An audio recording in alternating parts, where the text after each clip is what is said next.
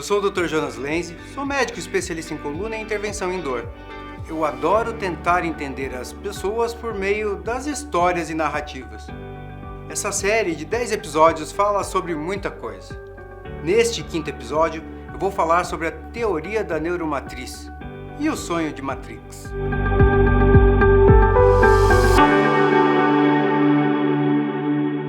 Nós já vimos que quando um estímulo do meio interno ou do meio externo atinge um neurônio sensitivo, ele é transformado em um estímulo elétrico, em um fenômeno conhecido como transdução. Na sequência, ele chega ao cérebro através da transmissão de um neurônio a outro. Dentro do sistema nervoso, ele ativa neurônios específicos que decodificam os sinais e geram uma percepção.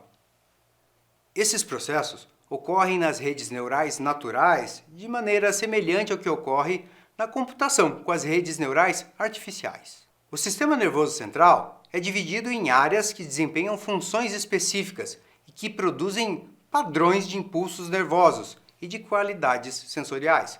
Essa é a base da teoria da neuromatriz descrita por Melzack. Melzack propôs que a representação do eu físico está em uma rede de neurônios que se estende por áreas extensas do cérebro, que possuem distribuição espacial e ligações sinápticas que são geneticamente determinadas e, mais tarde, esculpidas por entradas sensoriais na neuromatriz. Segundo essa teoria, o cérebro é considerado como uma massa de conexões neurais que promovem um resultado. As inúmeras conexões neurais se associam de forma cíclica e de maneira modular, gerando uma percepção simulada para a pessoa. Esse processamento cíclico, repetidamente, e a síntese de novos impulsos nervosos na neuromatriz conferem um padrão característico, a neuroassinatura. A neuroassinatura é transmitida, então, a todos os padrões de impulso nervoso que fluem através dela. É produzida por padrões de conexões sinápticas inatas e posteriormente modificadas pela experiência. Acredita-se que porções da neuromatriz sejam especializadas em processar informações relacionadas a eventos sensoriais específicos, que são denominados neuromódulos. Estudos de mapeamento cerebral em humanos e em primatas mostram que existem áreas corticais que contêm uma representação separada e completa do corpo. Esses são os mapas somatotópicos. Eles não representam o corpo humano em suas proporções volumétricas, mas em proporções por representatividade. Algumas áreas, como a face e as mãos, são grosseiramente maiores em comparação com o tronco, porque requerem uma quantidade maior de circuitos neurais. Embora a organização topográfica das áreas somatosensoriais seja semelhante, as propriedades funcionais dos neurônios em cada região são distintas. Essas diferenças nas propriedades de resposta refletem, pelo menos em parte, conjuntos paralelos e distintos de entradas. O padrão de conexões das áreas corticais contribui significativamente para a elaboração das respostas. Mas, matriz? Segundo o dicionário, matriz é lugar onde algo é gerado ou criado. O cérebro é o centro de administração do nosso corpo. Ele centraliza o controle dos estímulos. Matriz é aquilo que é fonte ou origem. A nossa realidade é criada pelo nosso cérebro, concordo. Matriz é um circuito de codificadores e decodificadores que transformam os sinais. Os estímulos são convertidos em eletricidade pela transdução e são decodificados pelos neurônios pela percepção, perfeito? Em álgebra, uma matriz é uma tabela organizada em linhas e colunas. Será? Em 1950, o neurofisiologista Vernon Mountcastle foi o primeiro a sugerir que neurônios com propriedades de resposta semelhantes poderiam ser agrupados em colunas funcionalmente distintas que atravessam a profundidade do córtex. As colunas corticais refletem o processamento diferencial de entradas convergentes de diferentes receptores periféricos. Pensando numa matriz da álgebra, o cérebro pode ser considerado uma matriz de linhas e colunas que podem atuar como classificadores lineares. Os módulos cerebrais podem adquirir pesos e direções de vetores diferentes, de acordo com os dados de treinamento que fornecemos, exatamente como acontece com redes neurais artificiais. Em outras palavras, existem módulos diferentes que se complementam para criar a experiência sensorial. A modularidade corresponde ao trabalho de um grupo específico de neurônios que desempenha uma função.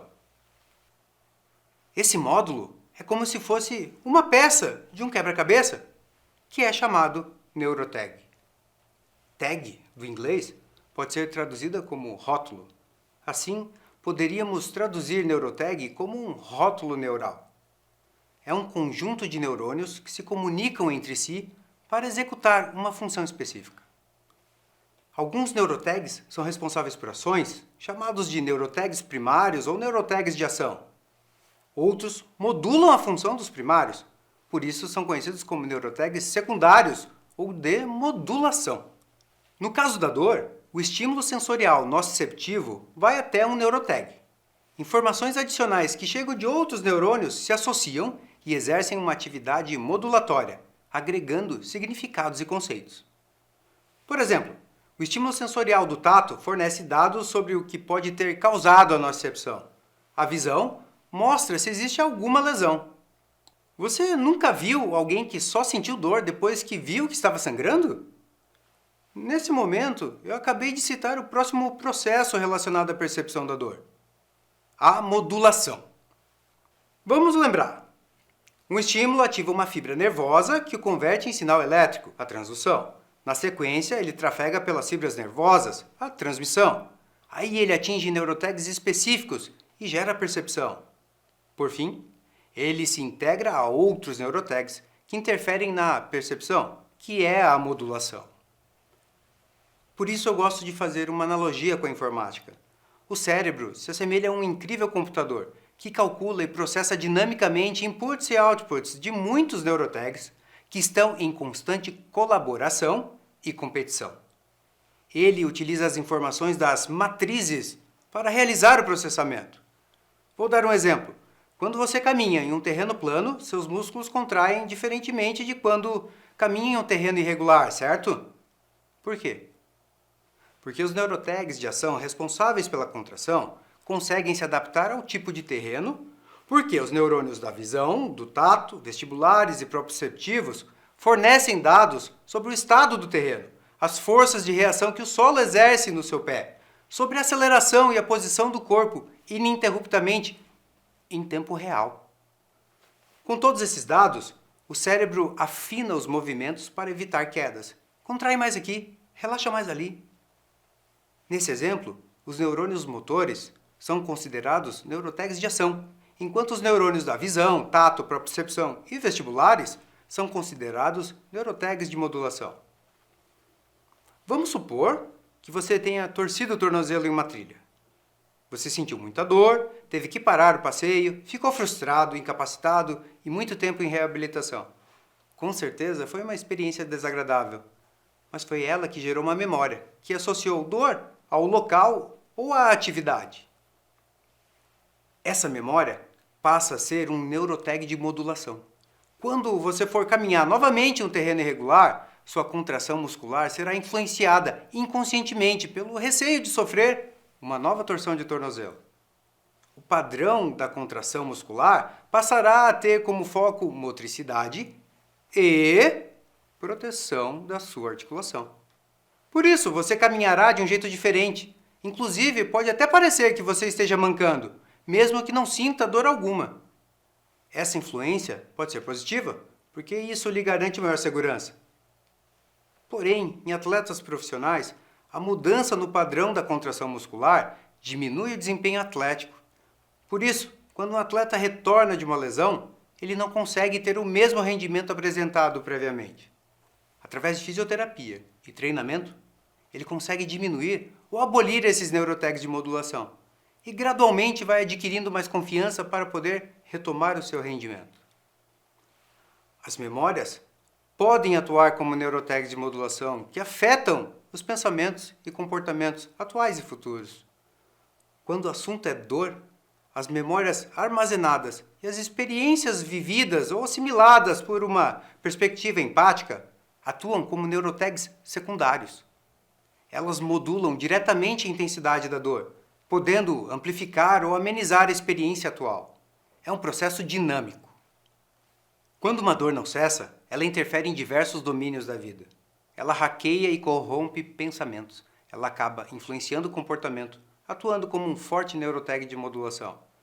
Assim como nos atletas, podemos diminuir os efeitos de neurotags ao recondicionar os circuitos neurais por meio de treinamento físico, com fisioterapia e exercícios físicos.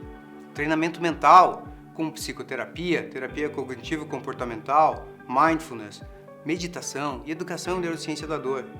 E com suporte médico, com o uso de medicamentos e procedimentos intervencionistas. Melzack propôs a teoria da neuromatriz a partir da observação da dor do membro fantasma. A característica mais surpreendente do membro fantasma é a sua realidade para o amputado.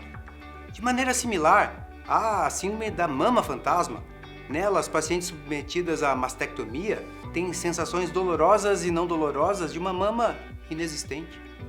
Mesmo em paraplégicos com lesões medulares completas, sem nenhum estímulo da parte de baixo do corpo, praticamente todas as qualidades de sensação e afeto são experimentadas, desde a dor severa até o orgasmo. A falta dos estímulos periféricos leva a uma hiperatividade nas células medulares acima do nível da lesão. Como consequência, esses neurônios trabalham sem o controle adequado, ficam desorganizados e assim as simulações perceptivas são criadas a partir de dados corrompidos. Podemos resumir as observações sobre os fenômenos do membro fantasma em 4 pontos. A experiência de um membro fantasma tem a qualidade de realidade porque é produzida pelos mesmos processos cerebrais que fundamentam a experiência corporal dele intacto. As redes neurais no cérebro geram todas as qualidades de experiência que parecem se originar no corpo. Entradas do corpo podem acionar ou modular a saída das redes, mas não são essenciais para nenhuma das qualidades da experiência. A experiência do corpo tem uma qualidade unitária e integrada, que inclui a qualidade do eu, a sensação de que todas as partes do meu corpo são exclusivamente minhas.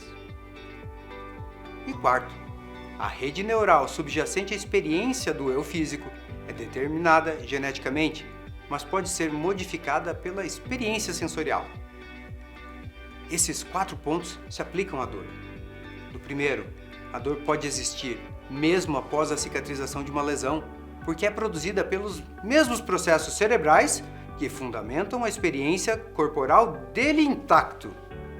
E os demais itens se aplicam ipsis literis, onde cada vírgula é uma verdade.